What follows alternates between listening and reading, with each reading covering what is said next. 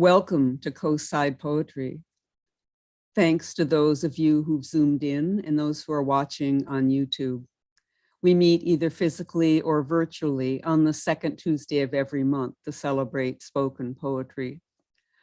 I'm Diane Moomey, and Steve Long and I are your hosts this evening. Our featured poet event is being recorded and streamed live onto YouTube as we speak. So anyone can look at it later. We'll be posting the link on our website, coastsidepoetry.org. This evening, we welcome San Francisco poet Elise Kazanjian. Elise is a poet and writer whose work has appeared in Fog and Light, San Francisco through the eyes of the poets who live here, Marin Poetry Center Anthology, A Kind of Hurricane Press, Ararat Magazine, and others.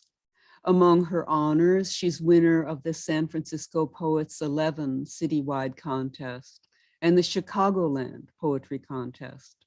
She's worked at Sunset Magazine, as the foreign editor of CCTV in Beijing, as the administrator of August Coppola's Audio Vision Project at San Francisco State University, and as a pawnbroker. Her essays have appeared in the San Francisco Chronicle. She is a judge in the prose poetry category of the Making Keats Literary Competition. Please welcome Elise Kazanjian.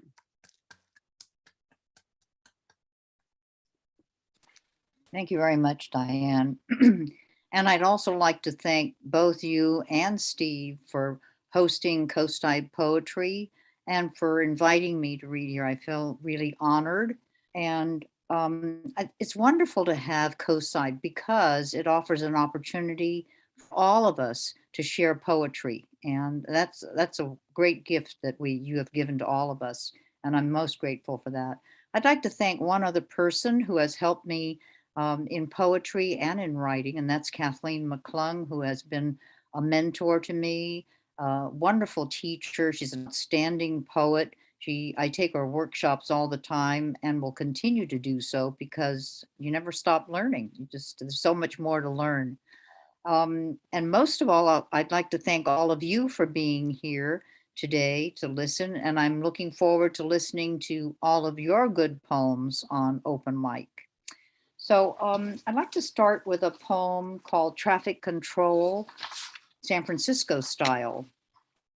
Yellow traffic vest spotlights your frenzied arms on steroids. You windmill wave, point, jab, beckon, halt drivers at Valencia and 16th Street. And I think, oh, a new traffic control guy, but no, you're no employee at all. Barking screams, crazed words, curses carve the air. Oncoming cars careen. Excuse me. Startled drivers obey your hands, pushing, motioning, until they realize you worship on your own street altar of madness. We watch, San Francisco voyeurs, witness to an unholy performance. I wonder, should I call 911? Slowly we leave, reach our favorite Chinese dumpling cafe on a block away. We return to 16th Street and see you standing on the sidewalk, smiling, looking up at the sky. Quiet, as if in consummate repose, and I feel a deep affinity for you. This morning, did you shake your cosmic dice and find you crapped out? When did you arrive at the crossroads, the specter of memory lost in that sundered mind? Were you mugged at birth of all valuable things, family, love, truth, reason? Or did you trip, fall down the rabbit hole, turn up at the wrong tea party? Will it be always like this, or will you find your way back? I spin my prayer wheel for you. Thank you. Thank you very much. And this one is The Kidnapped Armenian Bride. That's a picture of me 60 years ago at my wedding reception. And this is a traditional thing that the Armenians do because we're all crazy. They kidnap the bride and then they ransom her, and they call the groom and he's supposed to give a party a year later. And so this was my kidnapping, the kidnapped Armenian bride. I jive to Eddie Alley's trio and a zippy take 5. My taffeta wedding dress swishing like a waterfall, white satin shoes, toe tapping syncopated time. Friends, family, dancing, joking, congratulating Ralph and me. An arm firmly circles my waist, an ominous whisper, we're kidnapping you. An ancient Armenian tradition. Villagers kidnap the bride, a ransom. The groom promises a party a year later. George, slight but strong, lifts, hefts me under his arm, lugs me to the exit. The music stops. Family, friends, too stunned to give chase. We drive to Rexall's drugstore. George, friends call Ralph to claim a party. I relish this crazy lark. I try to hitch a ride on Geary Boulevard. Cars whiz by, slow down, stare at a grinning bride, thumbing a ride, pearl tiara, veil kiting in the wind. Nobody stops. George and his posse return, crestfallen, babble. He said we could keep you, no party. Hangs up. What's the matter with that guy? We return to the reception, spill giggling from the car. My parents, relieved, admonish George. Ralph is at the bar laughing. 60 years later, Ralph and I toast that day of promise to a life stitched with joys and sorrows, to a loving family, to friends, and to the never-ending marvel of it all. Thank you very much.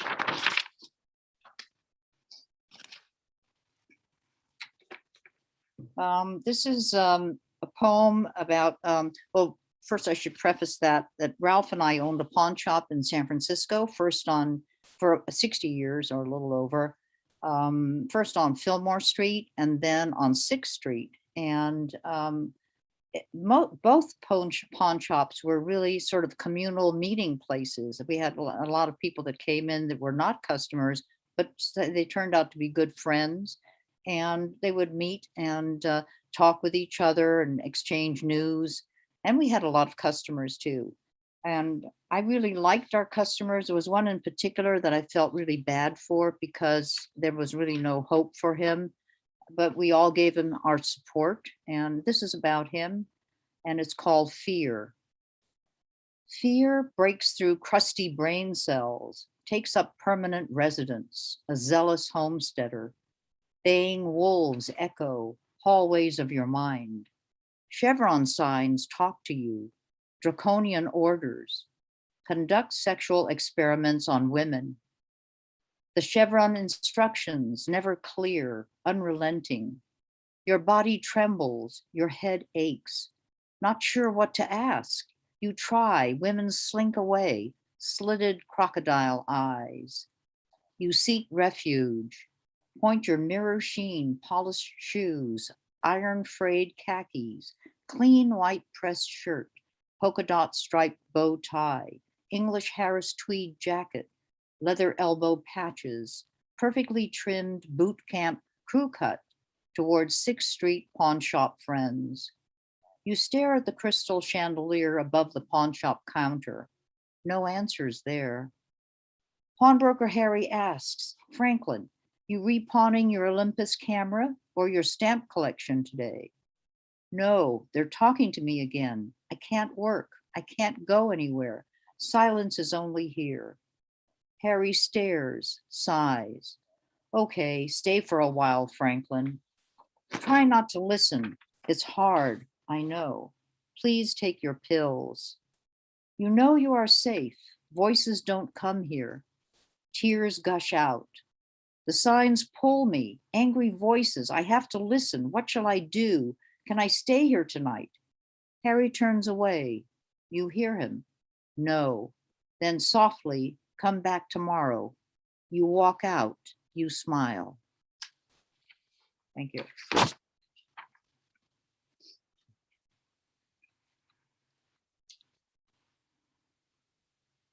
This is a double cento, and a cento is a collage that you take lines from different poets' books. And the lines that I took for this poem was taken from Natsuki Shange's Wild Beauty and Ruth Stone's What Love Comes To. And the title is, I am here to translate noises. I thought I saw a flock of flamingos meditating. What my eye sees goes into the dark. I swear we were not always missing, all of time stretched like a web. I used to live in the world, then I moved to Harlem. In someone else's house, you are not exactly at ease. 'Cause he's black and poor, he's disappeared. The name was lost. Was it I called him back? Was it hunger? Was it the world? No ropes this time, no tar and feathers in the terror of our own violence.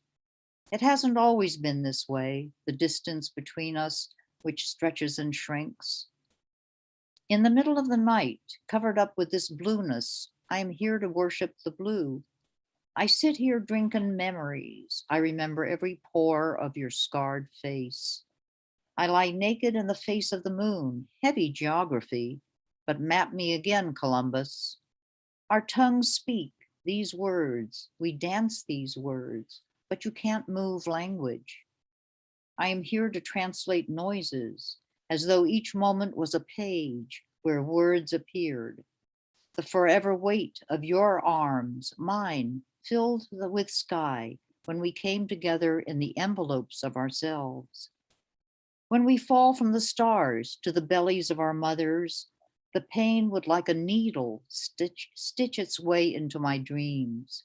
'Cause in their dreams, they are on a rim of silence looking into the river.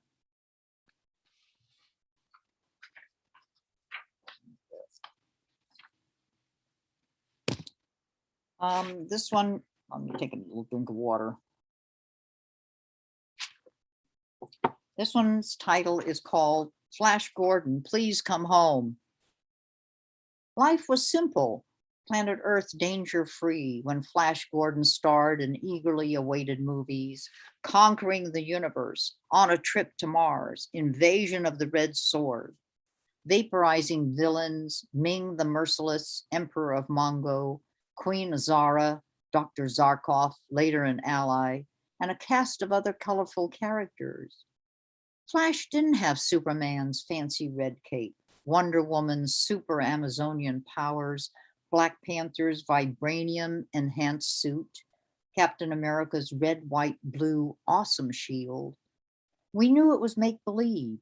It didn't matter. He was there for us. He solved Gordian knots, emoting on papier-mâché sets, ray guns, cap pistols, rocket ships, cardboard planets, dressed in aluminum foil, the winged helmet, which looked great. Jewel-studded wide neckband cummerbund, long-sleeved ordinary jersey tucked into black pants boots. He had a strong sense of justice, an impeccable moral code. We believed he had the power to save us. After all, he was dubbed the King of Impossible. Now atomic weapons replaced ray guns, erased cities, people, generations.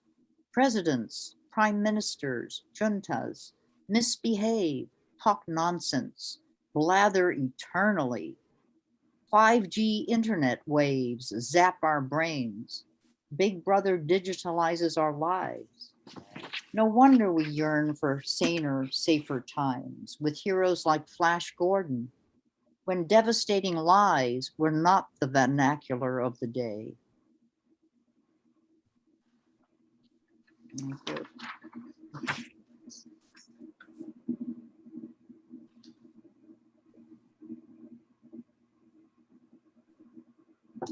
This is a ghazal poem. It's an ancient Arabic form of formal poetry, and it's where one word is repeated after each couplet, and you can use different configurations of that word.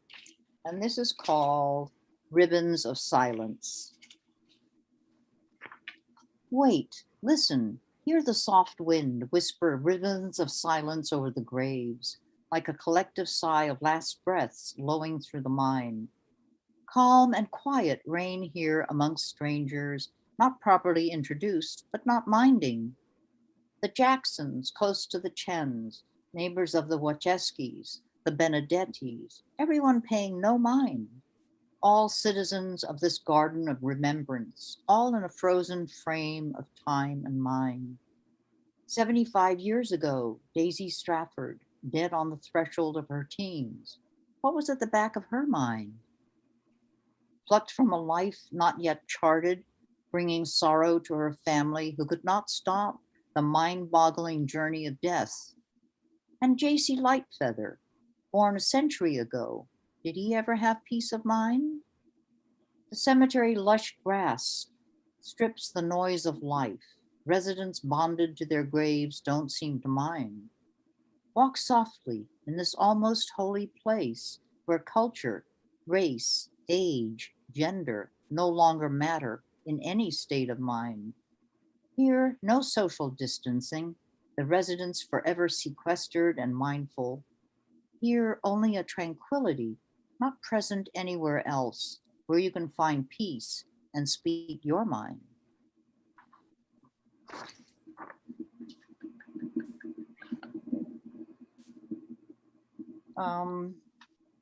As a child, I grew up in China. My father was in business there. He worked for an American factory, rug factory.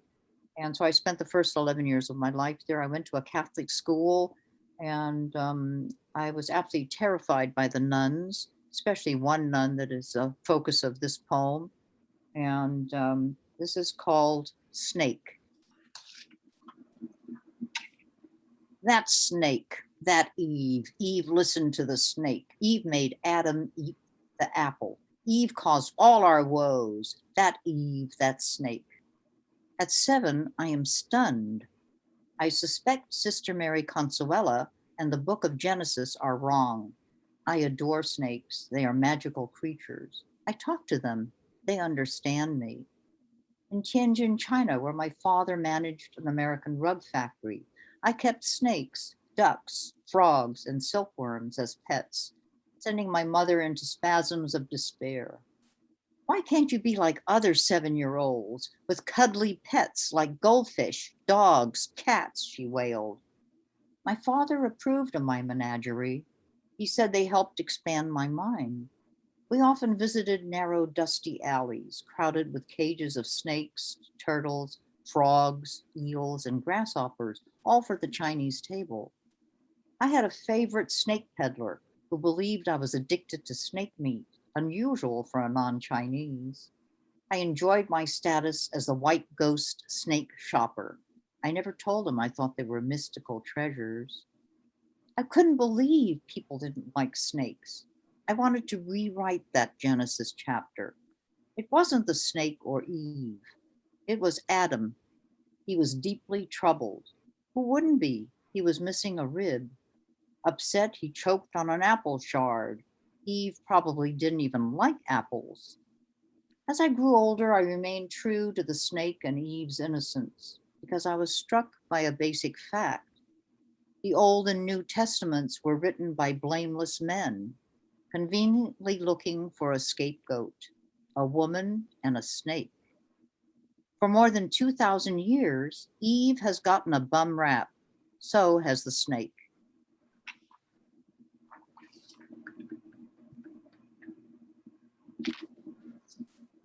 Thank you.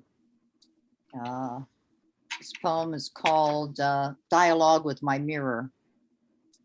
You see rubber tire body, white thinning hair, flaccid, crepey skin, jiggly bingo arms, road maps of wrinkles, sparse eyebrows.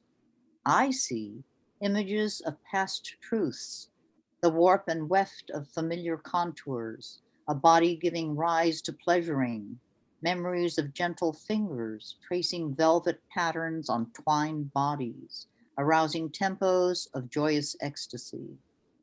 You see eyes with dimming sight, wilting breasts, hanging belly, bulbous hips, unsteady legs, gnarled hands and feet. I see ebb and flow of time sounding its own lustful clarion call through all days and nights, crowning my life, and I rejoice. Thank you.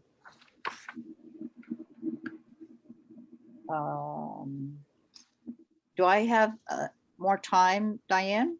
Okay. So this is a villanelle, and which is a very complicated poetry form, which I struggled with, but it was fun doing anyway. And it's where you use the first and third lines of the opening tercet, and those repeat at certain times throughout the poem. And this is called Big Apple's Burger Joint.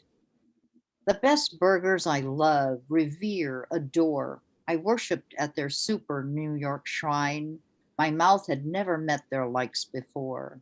West 56th, Uptown Parker Hotel, the burger joint where I was fond to dine. Those best loved burgers I revere, adore. Graffiti ceilings, walls, a smoky dive, soft buns, meat, juicy, oozy cheese divine. My mouth bewitched by taste not had before. Cruel fate to decimate my heart's desire. A place akin to savoring fine wine. The best burgers I love, revere, adore. I am bereft. Alas, the joint is closed. Those lovely louche burgers I thought were mine. The best burgers I love, revere, adore. My mouth had never met their likes before.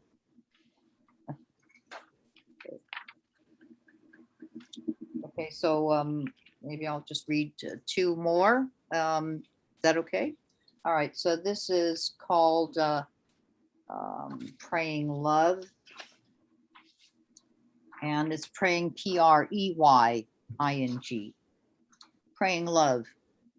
Did you really believe her empty promise that mating was divine? Did she convince you during your romantic courtship dance that love was forever?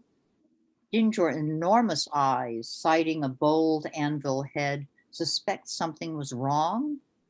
Was that final lustful embrace worth the sexual gratification and the loss of your head? At least you did it not just for sex, but to nourish your nearly 200 sons and daughters, a noble but deadly gesture. I'll end with a sonnet, and the sonnet is called Bartering for Grace. Come, take my hand in the house of my dreams, sweep your muted gaze to the silver light. In the room of celestial gems agleam, your eclipsed vision struggles for sight. Breathe flowers in the fields you cannot see. Dream the glowing rainbows of moments cast to glories that are the substance and key of memories in a life unsurpassed. Come, take my hand, I will trade you one eye. No, please don't refuse a gift from the heart. It's a vista to a new world on high. The universe welcomes a vast new start. Come, praise the holy pacts we have taken to ensure our blessings not be forsaken. Thank you very much for listening.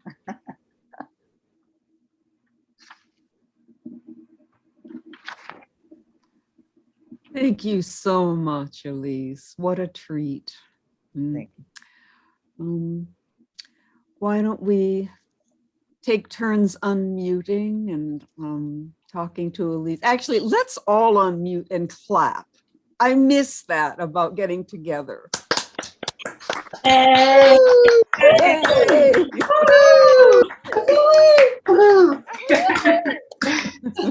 There's nothing like a room full of clapping. It's the makeup and everything. And look how neatly so she. Elise, I'm Dan from Yosemite. I love your work. And of course, I've been to San Francisco many, many times, but I just, well, when you brought back Flash Gordon, how many of us really remember those? The matinees at the theaters. And I remember they do the long shot of the the spaceship going through the air, and there would be a little phony Venus and a moon and whatever. And it looked like my mother's Hoover vacuum cleaner with a sparkler stuck in its behind. You could almost see the strings, you know, that's holding it up. I love those. Yeah. Thank you for bringing that back. Thank you.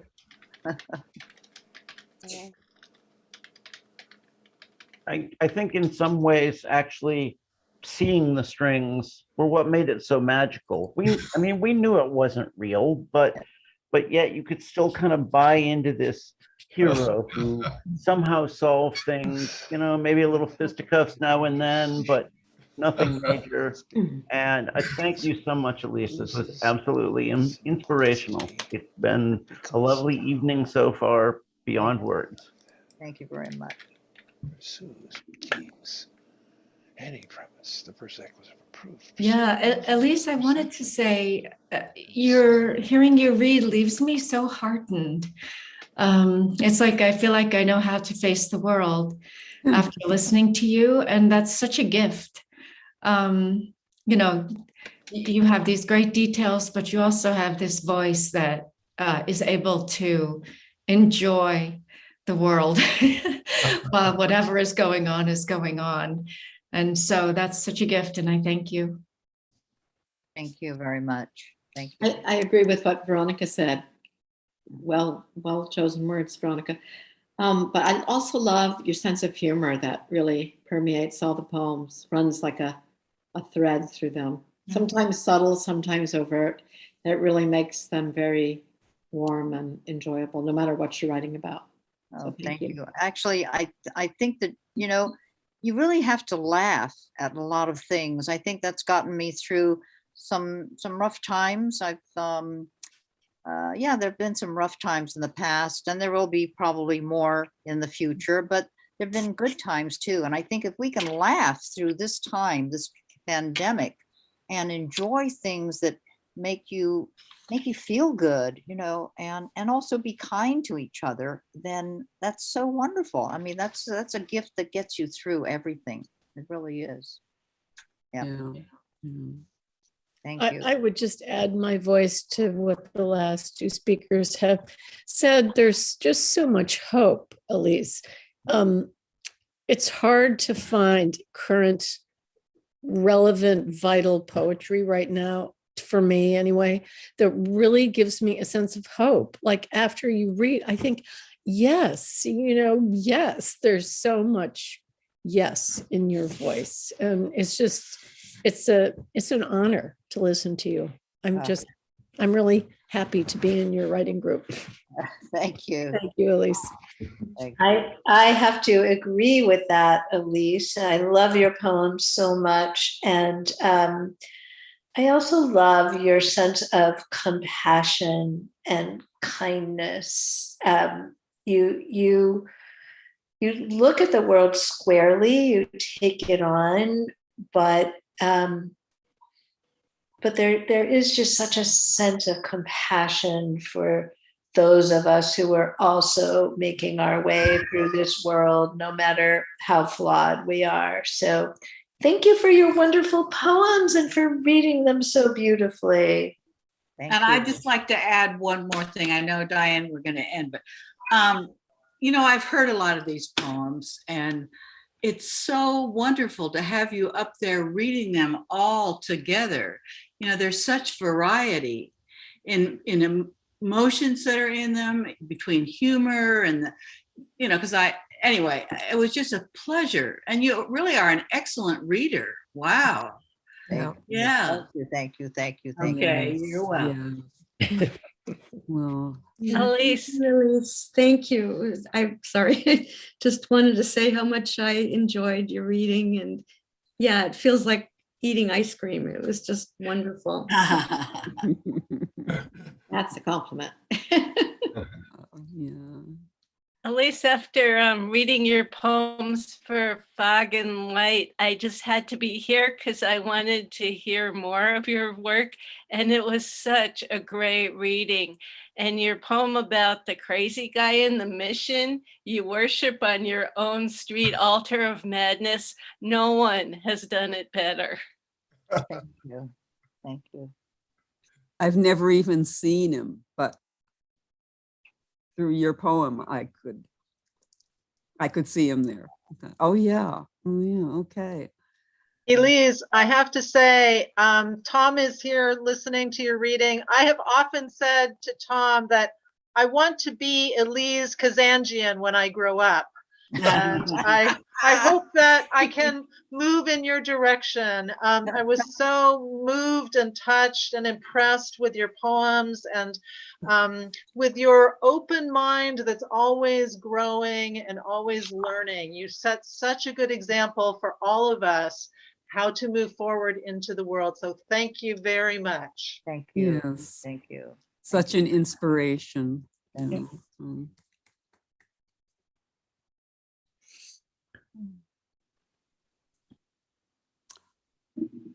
Well, we'll stop recording in a moment then, unless someone has something else they'd like to say. Yeah, I do. Okay. Am I unmuted?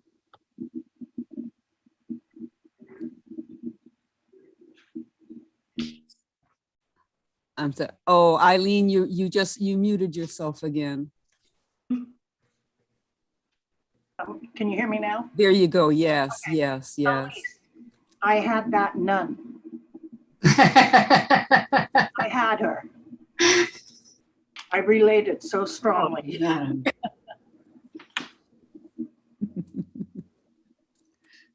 Oh, you did too, Tom? Too. I didn't even go to Catholic school, and I know that nun. I had five of those nuns. I still survived. Well, actually, she tried to tell my parents that I was not a good student and furthermore, I wasn't even a Catholic and I didn't deserve to be there. And I always argued in class. And so, but my father was a good talker and they had a good discussion. And so I stayed there. Wow. Okay, well, thank you again so much. Thank you. And we'll stop recording in a moment. Those of you in the Zoom room, please stay online if you'd like to take part in the open mic. Thanks to all our YouTube listeners. Please tune in for our next regular Coastside Poetry event on Tuesday, November 9th, when we'll welcome Santa Cruz poet Kelly Crescio-Muller. That brings us to the end of tonight's recorded program. Thanks so much for joining us at Coastside Poetry and for helping to keep the lamps of poetry burning.